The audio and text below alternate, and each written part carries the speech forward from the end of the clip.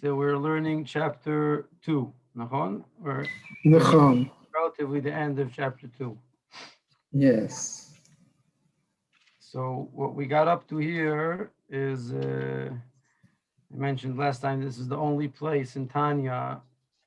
Actually, it's one of the only places in Chabad Bichlal where this very, very basic concept, very fundamental aspect of Chassidus is mentioned and explained, which is hitkashrus letzadikim, the whole idea of there being a Rebbe and different Chassidim. So, which is obviously a very, very, very, very central point of Chassidus. Even though you could say that these proportions that we're mentioning now are also something that's somewhat typical of Chabad, that in the Torah of Chassidus, the stigma is very stereotypically that I'm saying it's very stereotypically because it's true, but it's much more complex than what I'm going to say right now. That the Chabad Chassidus is less oriented around the Hasidic communal aspect. You could say that the Hasidus very bluntly, very stereotypically breaks down to two general issues, which is the Torah of Chassidut, the new element of the Torah, the new layer of the Torah that was revealed by the Baal Shem Tov, and also the more communal act, like sociological aspect of Chassidus, of how the Jewish community is organized around the tzaddik in what today is very common and very well known, but it wasn't always the way it is in Hasidus, and also today, not every community is a Hasidic community. Now, in all generations, obviously, there were always rabbis and Einei Ha'edah, and if we go back to the earlier generations of the Jewish people in the desert or in Eretz Yisrael, when there was a prophet or a king. So obviously, also historically, that could be, I assume that someone who's not so much of a chassid would interpret those relationships the way he's familiar with the communal aspects, and Chassidim would explain that Moshe Rabbeinu was a Rebbe, and Yoshua was a Rebbe, and Shmuel was a Rebbe. Okay, say there, but any way you look at it, in modern history, like in Eastern Europe, 300 years ago, so the Hasidic structure, sociological structure of the community was something new. And you could say very, very bluntly that one of the points of Chabad was that whereas many, if not most, or even all of the other Hasidic communities stressed very much this aspect of Hasidus, where the hierarchy, the community, the hitkashrus to the tzaddik was the central point that everything pivoted around. So seemingly, the Alter Rebbe or the Chabad Hasidim chose a path that stressed the Torah and the study of Hasidus more, where that became the center point which we wanted to pivot all of Hasidus around. Now, obviously, this is not to say, first of all, it's not so simple that's true, even what I said. Not so. I mean, I don't know if every Chabad Chassid would sign on that the kashrus to the Rebbe isn't the center point. Definitely not in our generation. I don't know if that's the case. But there's definitely a stereotypical angle, a superficial, true angle of seeing things that way. And again, that Chabad was very, very adamant about stressing the angle of what's called avoda b'koach atzmo, every person's own responsibility and capability to learn the Torah of Chassidus, to be mekusher to HaKadosh Baruch Hu, to serve HaKadosh Baruch Hu fully, and not only to comply with connecting in devotion to a tzaddik and counting on his service of Hashem. Again, that's one way to phrase it. Now, obviously, it's not a clean cut thing. That also in Chabad there was always a Rebbe. There has to be a Rebbe, as we'll study right now, and why that's the case. And there was always the hierarchy in the community of Chassidus, but the Torah was more stressed. And in other Hasidic movements, obviously, even though usually the proportions are that the community was more stressed, still there was always Torah. Many tzaddikim always said Torah, and in a way, today, again, 10 generations later, so a lot of things have changed in both directions. You could say that there's, on the one hand, the most Hasidic sects today, the Torah of Hasidus isn't so clear what part it takes. And it's mainly a communal, it's also a mentality. It's not just it's a you are Yiddishkeit, but like in Israeli politics, the Hasidic party and the Misnagdish party, they're one party today. Okay, so on the one hand, you could say that the Hasidic movements have differences have dwindled. Also within Chabad, again, to say that today Chabad is very different than a Polish or in the not just today, since the Rebbe in the seventh generation of Chabad. Again, so all of what used to be very, it's not even fun, basic things. It's like wearing the same clothes, which today goes without saying. All Chabad Hasidim wear what they wear. Again, 50 years ago, that wasn't the case. There was no, it wasn't so. Like today, a bacher who doesn't wear a white shirt and a suit and a knetch on his head, is mamish is persona non grata. Is ex territory. Okay, that wasn't. I remember distinctly when I was a bacher in 770, and maybe have some friends there from families, older families from Chabad, and I remember when one of the Avrachim there, one of the Balabatim laughed at me that when they were young, they used to go to the store and buy whatever shirt was cheapest, and nobody cared what you were wearing. It's surprising for me to think that way. But that's the truth. The whole, again, stressing the communal angle in Chabad. Also, the Itkashus to the Rebbe and how people view the Itkashus to the Rebbe. Imitating the Rebbe and scratching your nose like the Rebbe, and all of the external layer, and again stressing that layer of Hasidus, putting a lot of weight on it, and inevitably somewhat compromising the more maybe pnimius, avoided sides of Chabad. So that's all new. So you could say that a lot of these differences have been dwindled in the past generation. Everything's becoming like a mishmash. And that itself is also, a good thing, and also has its downsides. There's a certain beauty to the achdus, but there, like any achdus, there could also be a certain loss of identity that's happening. So that's maybe a downside. You can see this is Michal. This is the mentality of the generation, not just the Jewish generation, even the Goy. Just like the whole world today is looking to ignore or dissipate differences and make everything one. Now, obviously, there's a lot of klipa there, but there's also a lot of good. There's a lot of beauty in that aspiration. Also in the Jewish people, Sephardi, Ashkenazi, the most common mentality today is that doesn't matter, it shouldn't matter. But on the other hand, if you really don't manage to inter-include properly, then maybe you're gaining a certain unity, but you're definitely losing a lot of uniqueness. So there's a lot to say about that. Why did I mention all this? Just as an introduction to what we're going to read now. That really this proportion in Tanya is the only place in Tanya that he discusses this. And Michal and Chabad, it's not stressed so much. But on the other hand, if you read the content of what it says, and we'll try to explain it and contemplate on it, then it's mamash a very drastic. He's saying very briefly something very, very drastic.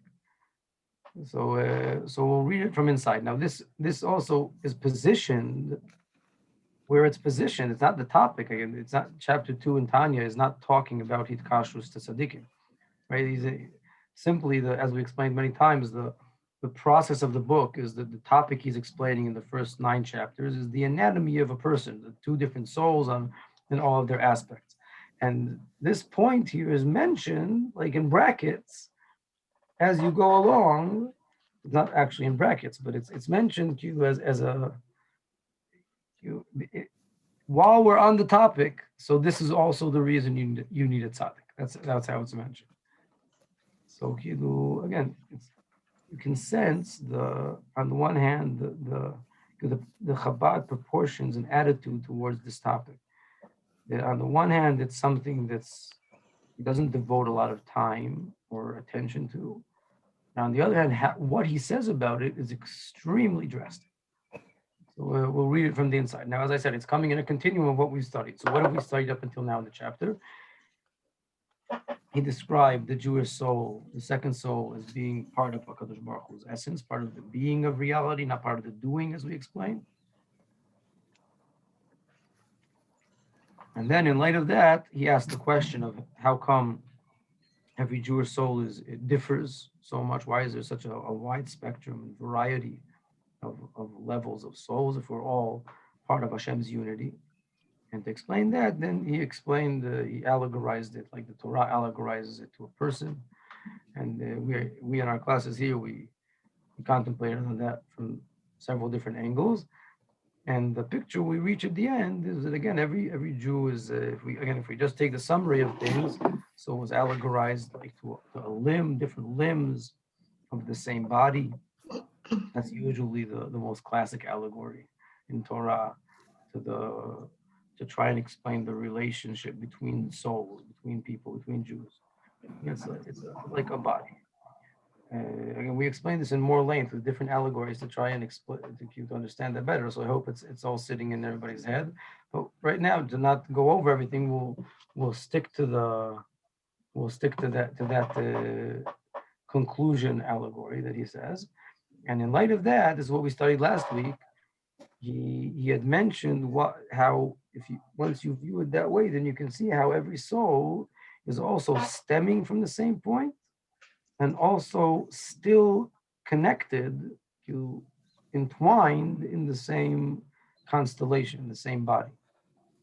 Also, every aspect of the constellation stemming from one seminal point, like in the example we explained that in length, that in that seminal point, like the seed, so saying that everybody stems from it is not saying that there's an existing of differing details within the seed. We all stem from the very same, in the source, in the root, we're all one. It's like a genetic code or something. Like in the body, the ear and the foot exist within the seed, not as an ear and a foot. They exist as one thing. And nonetheless, in the process of how you take the process of being birthed into creation, the Seder Ishtalshelut HaOlamot, we explained the two terms of hitlabshut v'ma'avar, if you recall, how you take an experience, whether or not you go through it and you become it, or you just slide through it. And if you remember how we described it, and how the soul takes the process of being birthed into creation is what ends up in the very, very differing variety of personalities of our godly soul, of aspects of HaKadosh Baruch Hu that we express, each one of us. So we also allegorize it to like a family, like a father and many children. I said many examples. Yeah, these are all examples that are mamash written in the Torah. Every one of these examples is examples that appear in the Torah, in Chazal for sure. We call it the basic point, the basic example is of a body. And why? Because the bodily allegory, first of all, that's the main allegory in the Torah. That HaKadosh Baruch Hu is a person. Adam ha'elyon. The word Adam, the word person, means similar in Hebrew. What a person is a similarity of Hashem. B'tzelem Elokim. Every person is, so really what this allegory is saying is the opposite. We are not people. Hashem is a person. Hashem is an Adam. And every Ben Adam is a similarity to that. He's the person. And we're all similarities of people. Like we said in that allegory from a family, that the grandfather, the general soul, so he's all the people. He's all the details. And every specific person is a manifestation of a certain aspect of him. So he's, again, that's called being a similarity. That's what the word Adam means. That we are, we're like each Jew is a similarity of an aspect of Hashem, a manifested aspect of Hashem. So that's what the body allegorizes. How one seed manifests in many ways, many different limbs, many different aspects of itself. And nonetheless, all the seed and the person are one thing. The developed version of a Kodesh Baruch, where he suddenly becomes all of his different aspects, or many of his different aspects, become manifested in a bodily form. It's me and you and every other Jew in the world. And Hashem himself are one thing. It's not two. It's just the same thing, more developed, more manifested. The word is Asiya, Olam HaAsiya. This is HaKadosh Baruch Hu acting upon himself, his action. He's acting himself. So it's an enacted form of Hashem, an actualized form of Hashem. That's what Olam HaAsiya means, the world of actualization, of action. Action meaning actualization. Hashem actualizes himself. So, but the actualized version and the seminal version, even though there's like seemingly a huge difference, because in the seminal version there's no difference between every aspect. You only see the ear and the nose when that piece of that seed actualizes. But nonetheless, there's no real difference between the seed and the person. It's the same thing. It's one thing. It's just a more actualized form and a less actualized form. And therefore, also in the actualized person, the developed person, all the different aspects are actually still one. They're all still connected. Now, especially since in the example from HaKadosh Baruch Hu, so like in a seed in a person, so at the very least there's a time span. First he was a seed, and then he actualized. If you say it in the allegory, it's not to say that HaKadosh Baruch Hu used to be not actualized and now he's also actualized and also not. I mean, Hashem is Hashem and he is also us. He's also actualizing himself. So it's literally simultaneously one and also actualized. So our actualized existence is right now also one, is still seminal. In the allegory, it's hard to picture that because, again, once the father has many kids, so it's those aspects of him are no longer him. The actualized, they're no longer seminal. So when the seed actualizes, it stops being a seed. Maybe for that, the example of a grandfather and children is better because you can actually see the grandfather and all his kids, and they're all standing there together. And the kids, every child, every grandchild, he coexists as an actualized person, and you can also see him in his grandfather simultaneously, because they can both be sitting in the room together. So you see how he exists here, and you can see how he is only part of his grandfather. You can see it physically. But still, in the allegory, it's seemingly two different things. Not only, it's really two different things. Because again, the grandfather didn't really create his grandson. HaKadosh Baruch Hu says we're his creation, so we're really one with him. So these two aspects of being stemming from the same place and also being included right now, also the actualized form, not just in your root, still being connected together, are actually one of the same. If you understand the allegories, so that's the conclusion you get to. That's what he says here. That the actualized version and the seminal version, so also all of what's actualized is stemming from the seminal point, and also it's actually still unified with all the other actualized aspects because it's still seminal. And the actual actualization isn't encountered to the seminal connection. So our souls are also stemming from the same point, and they're also still connected. And they're also in their actualized form, they're connected. That's what we discussed last time. Now, that's why the example of the body and the limbs is so important. Now, what is he going to say now? I'll say it by heart, and then we'll read it inside. That this is why uh, why a tzaddik is so important. Why the tzaddik is such a central point of of Jewish life, because everything I just said now it's somewhat hypothetical. I can understand things that way, but experientially, it's not intuitive to me. I can understand that there's a seminal root, and I can understand that I'm an actualized aspect of that seminal root, and I can understand that in the allegory for Kadosh Baruch Hu, both angles coexist. So even though I'm actualized, I'm still unified. I can understand that, but I don't feel that way. My experience of self, that I only feel myself. Maybe the halevai that I feel a linkage, yeah, that saying that I stem from that my godly soul is a piece of Hashem, so I could feel that in distance, and I feel connected like a child. Again, maybe we'll say this allegory. We'll elaborate the allegory a bit to make it more understood.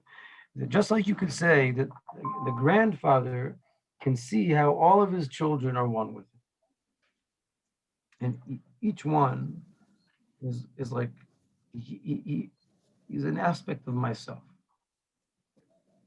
So much so, like we've said this example many times, that parents, especially young children, find it very hard to conceive that their child is an independent creature. Like I always say, the first time your kids start growing up, the first time you tell them to do something and they don't, it's like a surprise. Like you try to move your hand, it doesn't. We say, what happened? What just happened now? So that there's like that age where you as long as a child's young, he's like parents, for instance, feel, and usually it's also very true to a certain extent and to a certain age, that like all of their children's processes of thought, and they're all predetermined to them. I know what if I have a 5-year-old. So the 5-year-old, he feels very independent. He's playing in the yard.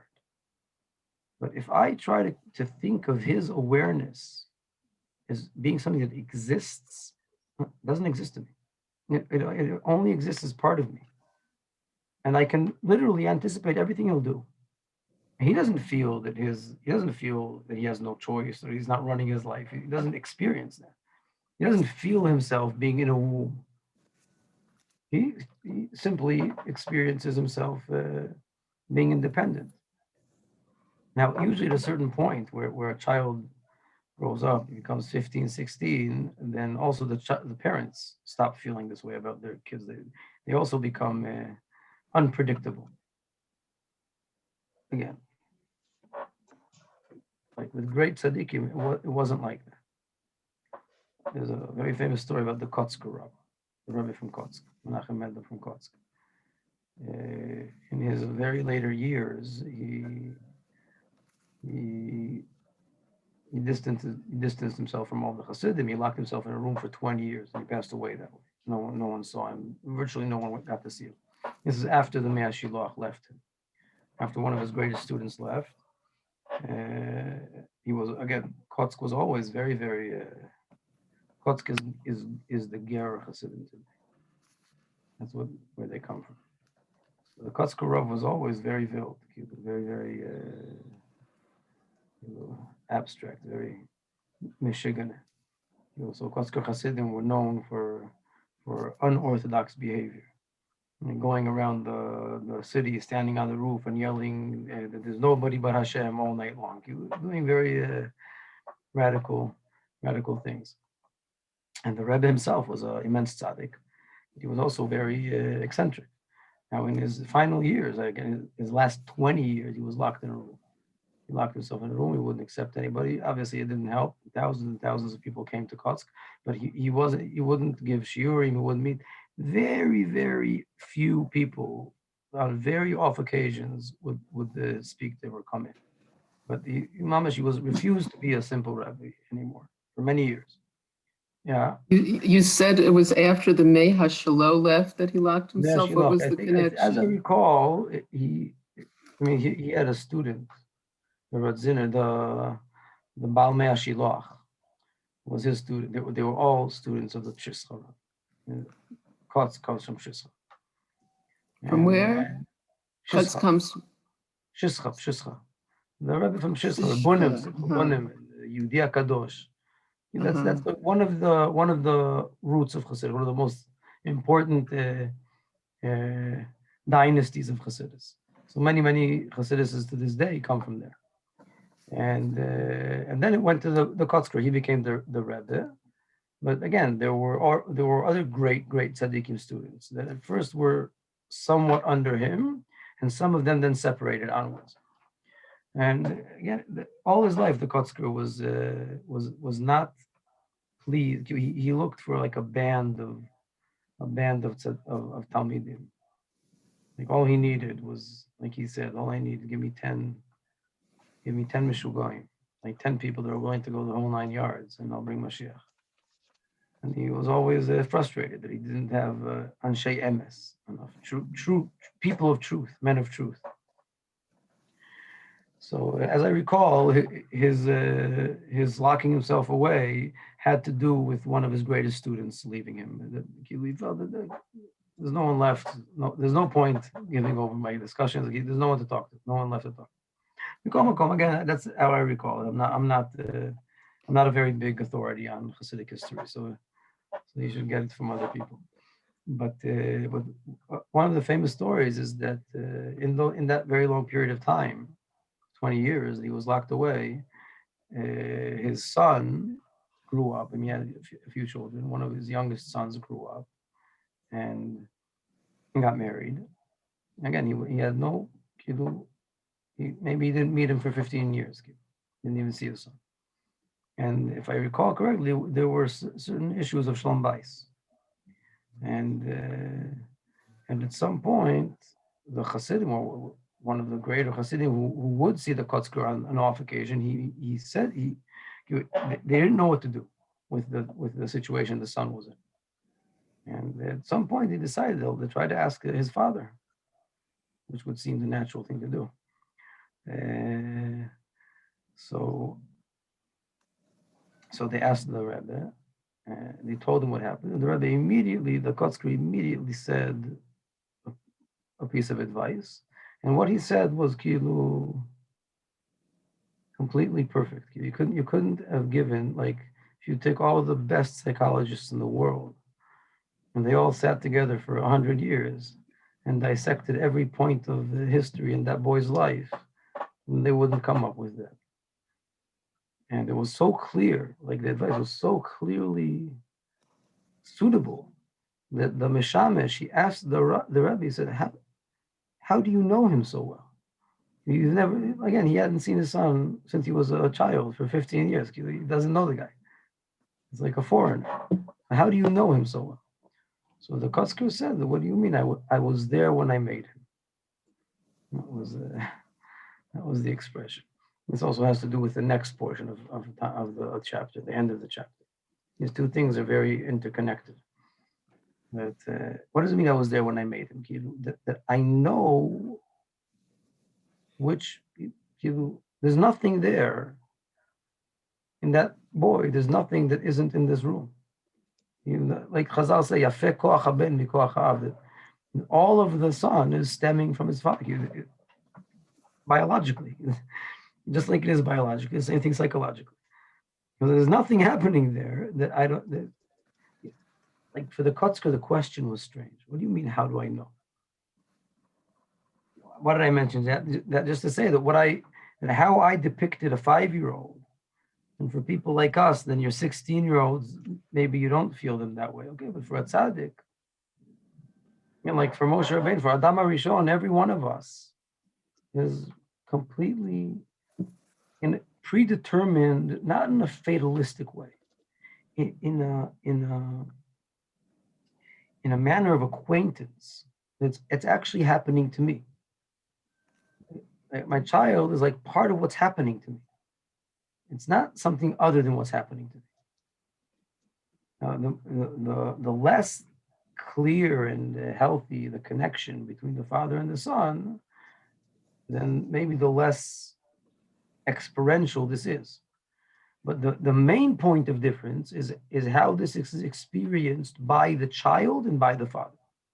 Like even in the example I said from a 5-year-old, as much as I experience his existence as included within myself, so much so that all of his process of all of his personality is like a closed circuit for me.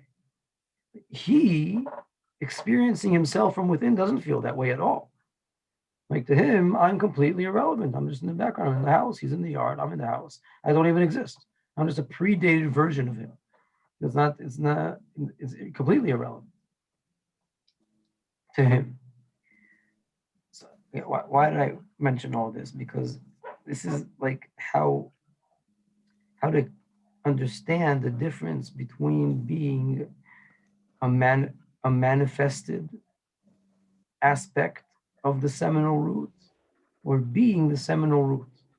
The more manifested you are, the more you take a specific aspect and manifest it, then even though, like we said in the beginning, it's still stemming from the same place. And not only is it stemming from the same place, the seminal connection coexists with the manifested part. But experientially, that's just something theoretical. I can understand that it's that way, that I'm still one with every other Jew, and that for HaKadosh Baruch Hu, I exist manifested and seminally, it's the same existence to him. I can understand that. I can even determine logically that that's the case, but I don't experience it. Experientially, I feel my manifested angle from within, and everything else remains in the background. Yeah, you have a question, Shoshana? Because you're. I need to unmute you. Yeah, I think I pressed what I need to press.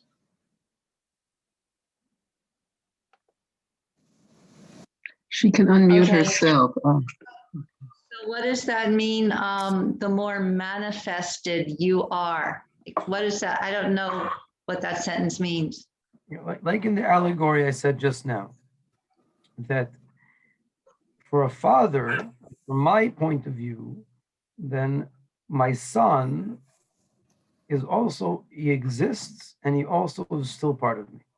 So his manifested existence, his actualized self, and the way and his seminal root within me coexist.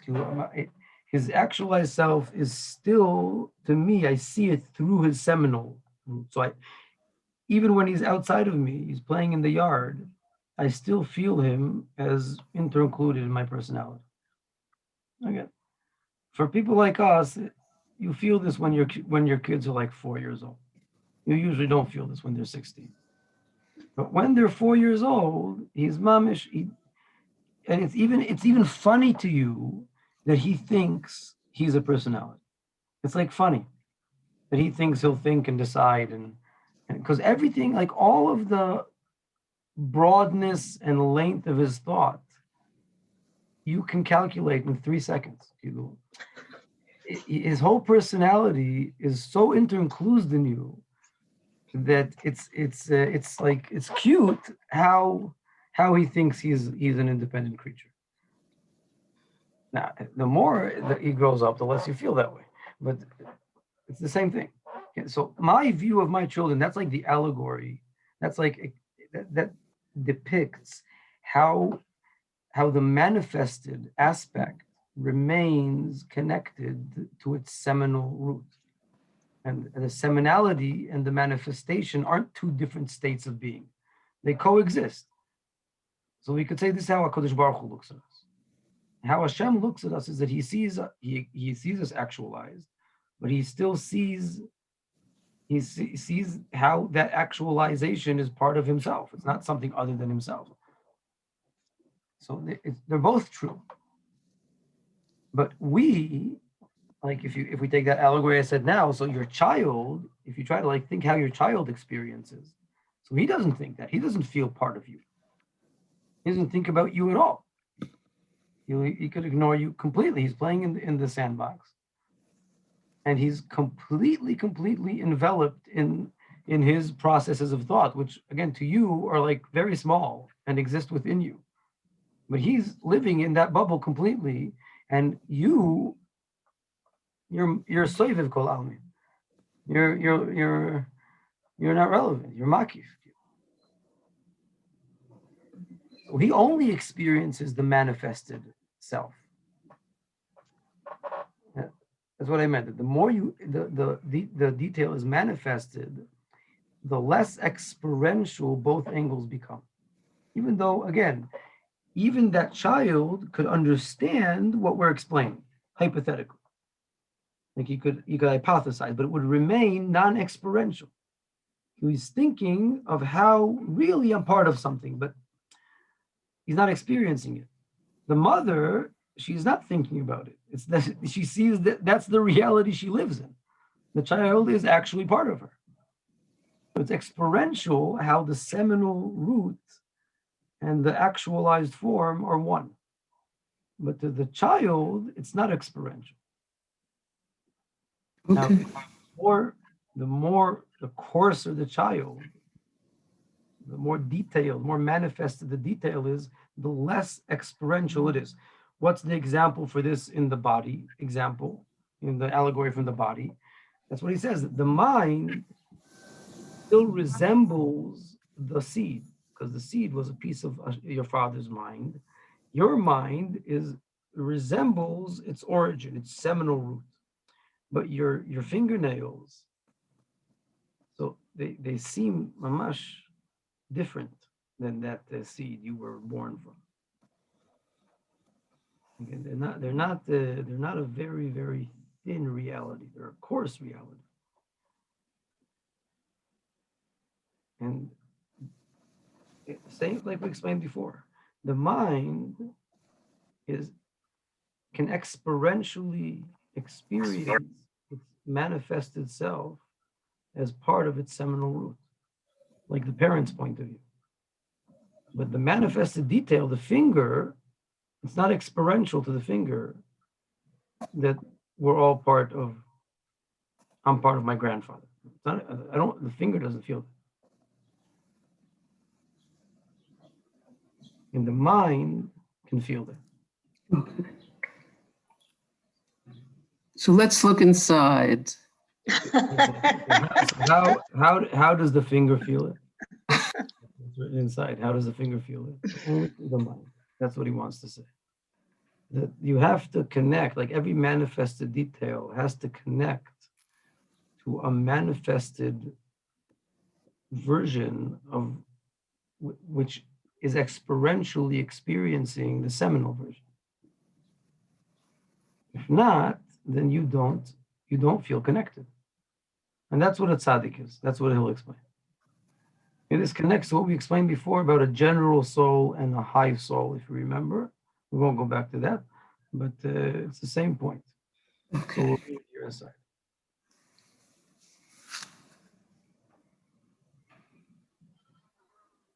Let's start from after the brackets. I think we read this, but we'll start from after the brackets. The bottom of page 12. He's finished the allegory of the body, and he says like this. That's also one of the famous literary phrases of Tanya, that precisely the same way as the allegory, it's as if precisely the same. That's the phrase here. Kacha mamash kivyachol. As if precisely the same. B'shoresh kol hanefesh ruach u'neshama shel klot Yisrael lemala. In the root, in the seminal root of every soul, b'iridato mimadriga lemadriga, as it escalates downwards from stage to stage, from level to level, in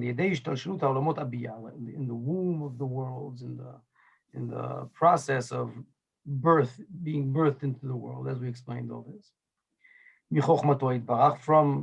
From its root in Chokhmah Ilaha, that everything is again an actualization of Chokhmah, the doing of Chokhmah, acting it. That's what reality is.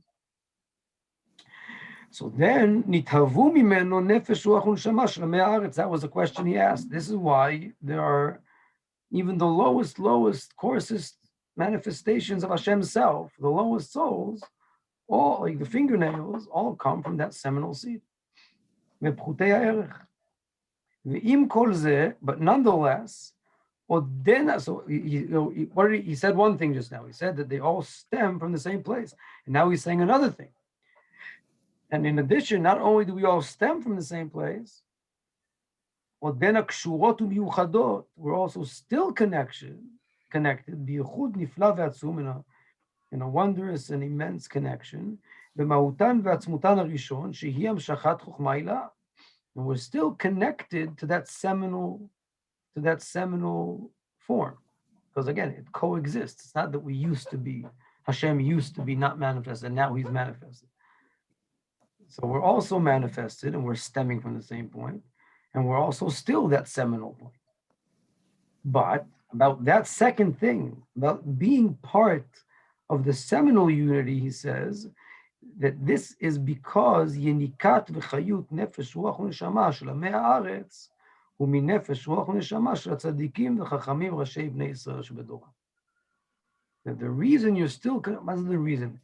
The manifestation of your constant connection is something that's dependent or manifested in the not in your person, like that child, just his manifested self doesn't feel the connection, and he only feels connected through his parents.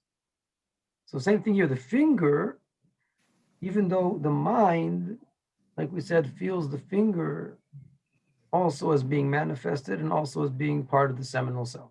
But the finger only feels itself.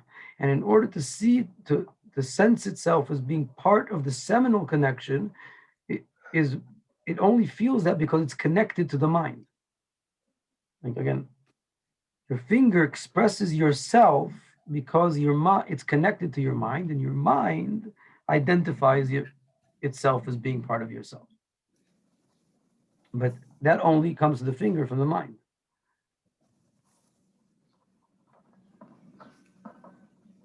Again, the child, just like in that example, the child can only grasp his parents' view of him. Like we just explained that allegory about a 5-year-old and his mother. And the conclusion was that even though they're all one of the same, the mother experiences both angles and the child only experiences himself.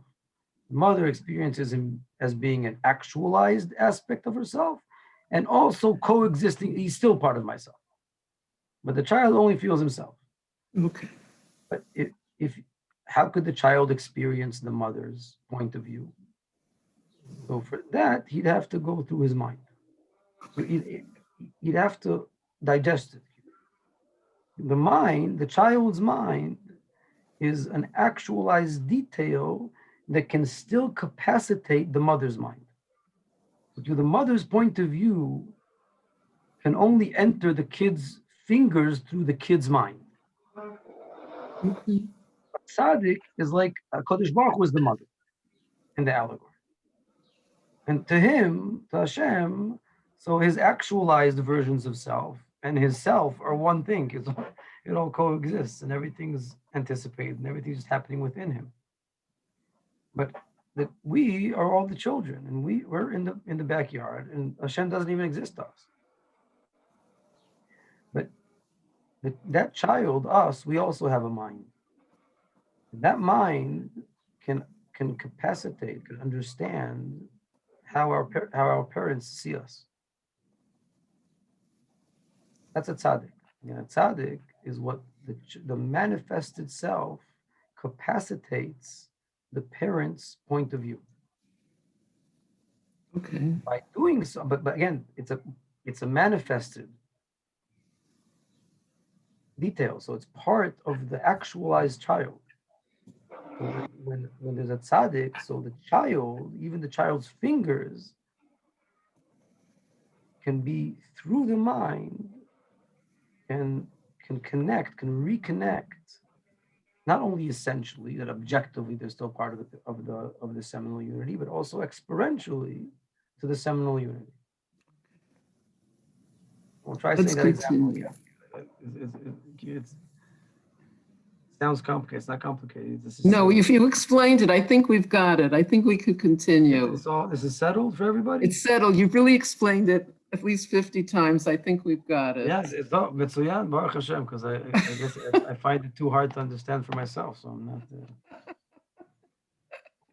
Shoshana, you want to ask something or?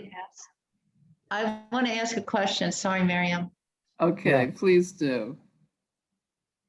Okay, can you hear me? Yeah. Okay, sorry, I have a question. But you said our mind can capacitate how a tzaddik sees us. I don't think we can capacitate how a tzaddik sees us. A tzaddik is the child's mind. So a tzaddik can capacitate how Hashem sees us, which is like the child capacitating how his mother sees him as part of her. You understand? Why do you think the child can see that? The child's mind, it can be explained to him. If you take a child, I just explained to you something, right? Okay, so we get it you're saying that we get it intellectually to whatever extent. It's not only intellectual. It's not only intellectual. It could be intellectually, which is also a great thing, a wonderful thing. Uh-huh. It doesn't, but it shouldn't remain intellectual, as I'll explain in the continuation of Tanya, that intellect should also birth a new experience. Even though also the intellectual understanding is a very good thing, a very big thing. Like kibud horim. Again, what I just explained to you about your children, you can look at your 5-year-old and you can think, mamash, see all the angles of this allegory. You can see how he's Rabbi, I understand that point. Take that point and think about your mother that way. And what, that my mother understands me? Yes, you think that this is how your mother sees you. You take everything you look at your children and you think about that actually this is how my mother, and not only is this how my mother sees me, when you look at your children this way and they see it differently, who's right? Well, I am, of course. I mean, no question. Can you think that how your mother sees you? And not only is this how your mother sees you, but she's right? No, but she thinks she is. Okay, if you think about it enough, then you can. It's not just intellectual. You can adopt your mother's point of view, so much so that you start experiencing yourself the way she experiences you, as part of her. That's called birthing a heart from a new mind. That's holadat midot. So it could be an intellectual concept, which would also be a wonderful thing. But if that intellect is something that you contemplate on very strongly, then it'll birth an experiential experience. So you can, just like you view your children, you can contemplate on your mother viewing you the same way, and you can contemplate on it so strongly, your conviction can be so true that you start experiencing yourself that way as well. That's a tzaddik. A tzaddik is the part of the child's mind, which actually capacitates HaKadosh Baruch Hu's point of view. And he capacitates it so much that he births it, and inevitably also his hands and feet cooperate or reflect that this is what his being is. Now we, the lower souls, we're like the hands and feet. So we can't capacitate without connecting to our mind. But through the mind, we can capacitate it exponentially all the way down to our fingernails. Does that make sense? Yes. Okay, but maybe I just got this one sentence wrong. I thought that you said that our mind can capacitate how the tzaddik sees us. No, how God. In the allegory, Sorry, the mind of the child is the tzaddik. Okay, And the all right. feet of the child are us. We're the fingernails. But in the child, in the manifested self, there's a part of him which can still capacitate. Again, just like if you try to explain to your child how you see him. So his mind, Be'ezrat Hashem, if he'd be willing to listen, may be able to see it that way. Okay, all right, thank you. Okay, thank you. If you actually try to explain this to your 5-year-old child, he won't really be able to hear this. Yes? But no, that's true. You need bagrut, gadlut mochin. Just like it says about a Jew, that you need to reach a certain level of like spiritual maturity in order to be able to achieve these just like saying, when you have kids, you'll be able to understand how I see you. And now that you have kids, you can start thinking about how your parents saw you. So it's the same thing with the Kadosh Baruch Hu. That's why the tzaddikim are also the elders. Again, it doesn't have to be that way, but practically that's the case. The tzaddik is also the more mature zkenecha, yorucha. Your elderlies, they will show you. So again, he doesn't say here old people. He doesn't say elderlies. He says Talmidei Chachamim veRashei Bnei Israel tzaddikim. But simply that means your elders. That's always the case. Not always, but usually that's the case. Why is that usually the case? Because if not, it's like trying to explain to a 5-year-old what we just said. It's not going to work. When he grows up and he has a few kids, just like you yourself weren't able to think about this, about your mother, without thinking about your kids. It would just be your mother's point of view. But if you think about your point of view, then you can realize her point of view, and you can even be convinced that she's right. So much that you'd experience yourself the way she experiences you. That experience is a tzaddik. And that connects the whole body, like the whole person. So again, this is a very, very important point of Chassidus, obviously, of understanding this. And therefore, he asks a question. First, he quotes, like in light of that, he says, now we can understand a very famous saying by Chazal. The Torah commands us many things. One of the things the Torah commands us is that we need to cling to Hashem. The davka means to cling, like glue, to stick ourselves to Hashem. And Chazal asks, how can you cling to Hashem? What does it mean to cling to Hashem? The way Chazal phrase it is that HaKadosh Baruch Hu is fire. How can you cling to fire?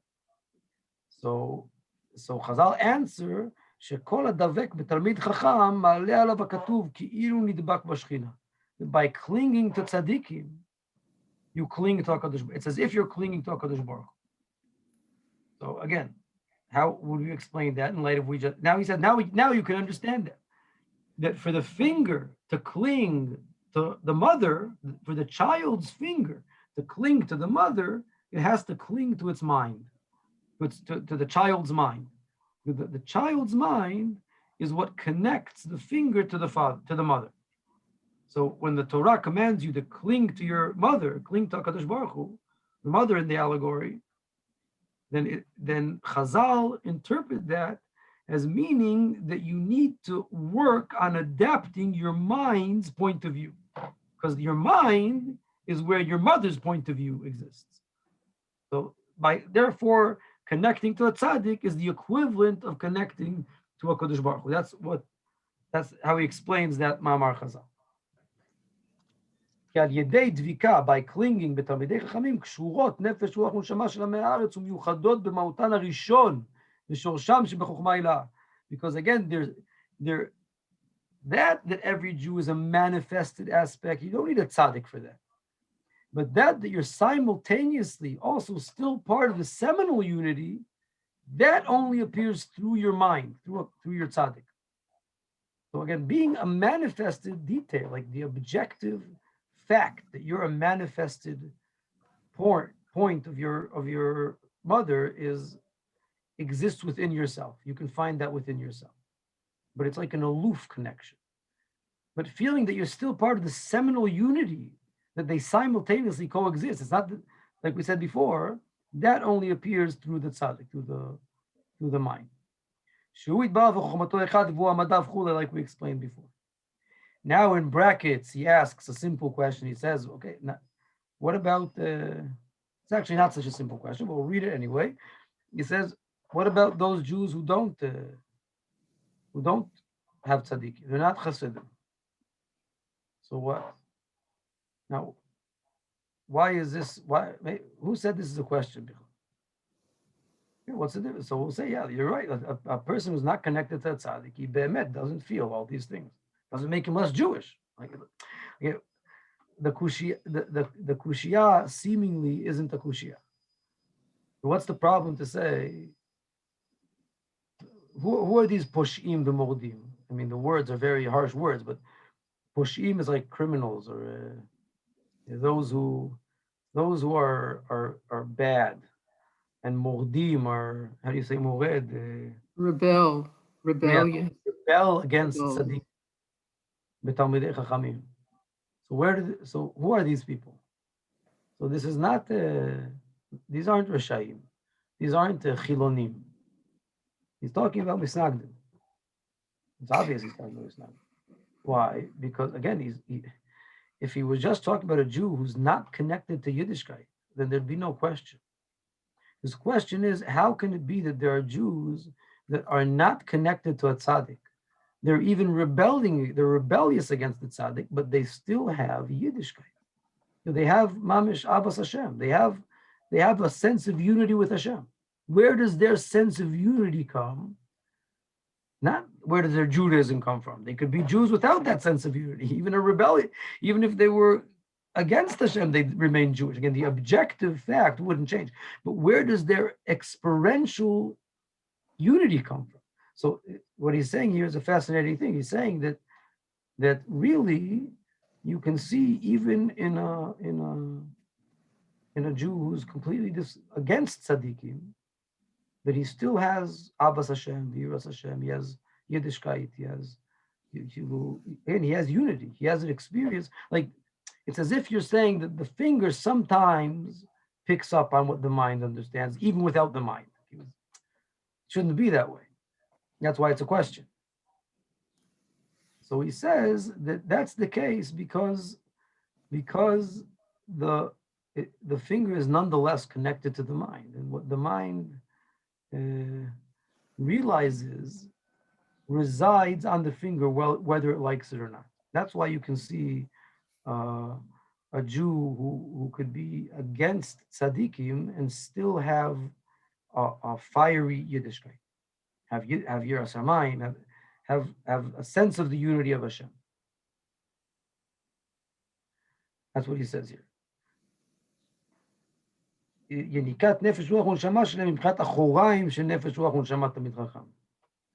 maybe this just these brackets here we'll try to elaborate on a little bit more next time. But if the picture is understood, it'll be easy to explain. That once you take the whole allegory of how the different souls are manifested, then what you get is two angles. You get stemming from the same point and also a coexisting seminal unity. But experientially, they're not experienced simultaneously from the bottom, only from the top. And the part of the manifested Jewish people that can conceive, can capacitate both angles is the mind, just like in the allegory from the child. And everything else needs to connect through there. And that's what a tzaddik is. Okay, so I mean, there's more to say about that. That's the structure. Okay, sure. Thank you. Hey there, shkoyach. We got the next week, and a big shkoyach for all the reminders I got, and they came on. Let's say. Called to Oh, yeah.